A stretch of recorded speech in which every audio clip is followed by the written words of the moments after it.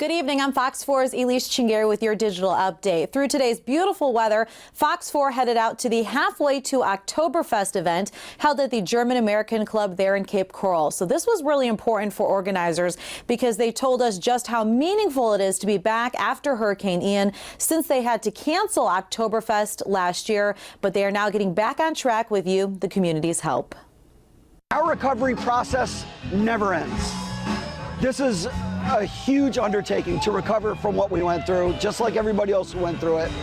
But we have a big infrastructure here, and it took a big hit, so it really never ends. What I would say is we're going to be more than able to put on the Oktoberfest as long as we have the weather.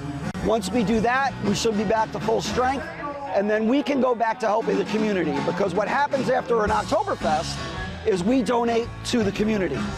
And we pick charitable organizations throughout Cape Coral, Pine Island, even some in Fort Myers, and we donate to them after the Oktoberfest.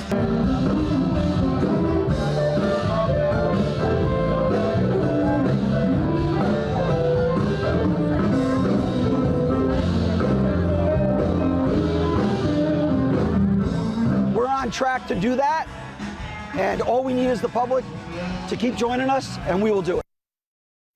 Also tonight, Florida Highway Patrol tells us an 88-year-old woman was killed and an 11-year-old critically injured after a crash with a dump truck. So this happened in Lehigh Acres on Friday. According to Florida Highway Patrol, the victims were traveling north on Hannah Avenue in a sedan, attempting to cross Lee Boulevard. As you can see here, this happened around 6:26 p.m. on Friday.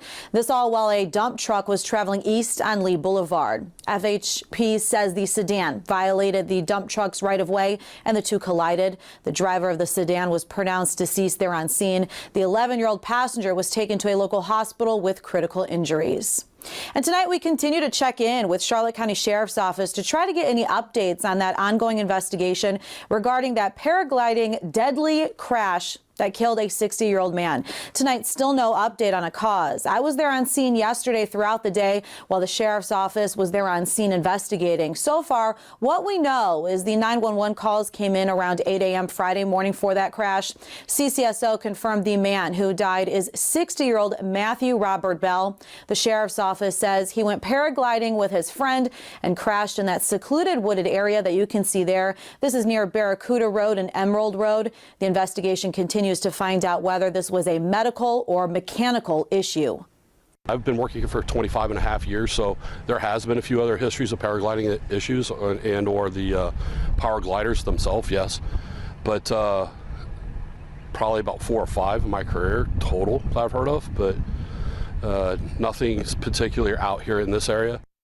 Now, Charlotte County deputies say the other paraglider was not injured in that crash. Now, Fox 4 did speak with a retired paragliding instructor from Port Charlotte who says he knew Bell, and he sent us this statement that reads, "To enjoy flight, some additional risk is involved, so we should live and fly every day like it will be our last. Our friend flew his last flight today." And now let's get a look at your forecast on this Saturday night with Fox 4 meteorologist Andrew Shipley. Hi, Andrew. Hey, Elise. Yeah, tonight, another mild night for us. We're getting down to 72 degrees, partly cloudy skies. Also, we're going to be looking at some patchy areas of fog. A lot of that's going to be up in Sarasota County, Charlotte County, even coastal portions of Lee County there through the morning hours. Those should lift out by about 9 o'clock in the morning. As for temperatures, well, we're going to be a tick cooler up along the coastline. 89 degrees, Fort Myers, Cape Coral, Punta Gorda, 88 degrees in Naples. Though you get inland, still going to be looking at those 90s out there tomorrow. As for sky conditions, once the fog lifts, we do expect partly sunny skies to start the day, but it's all sunshine into the noontime hour, and then you get into the afternoon. That's where we're going to be tracking the potential for some showers and storms. Most of that's going to be inland through the 4 o'clock hour, but then I shift to a cold front off towards the west of us, and this is going to be moving and kind of falling apart. But it does expect it to bring still some showers and storms for us as we roll in towards tomorrow evening. So we're going to be watching that, though. There is a potential tomorrow, especially inland. We're looking at a 1 out of 5 risk for severe weather tomorrow. Most of that's going to be coming in the form of potential severe thunderstorm gusts, and obviously some lightning out there are really our only concerns. But as for rainfall totals, localized amounts upwards to a half an inch, depending on where those showers and storms do form up for you tomorrow. As for the week ahead, though, looking at some drier weather starting to move in on Monday, gradually clearing, becoming sunny into the afternoon hours Monday and Tuesday. And then you get it towards the end of next week, we start to bring those shower chances back in the forecast.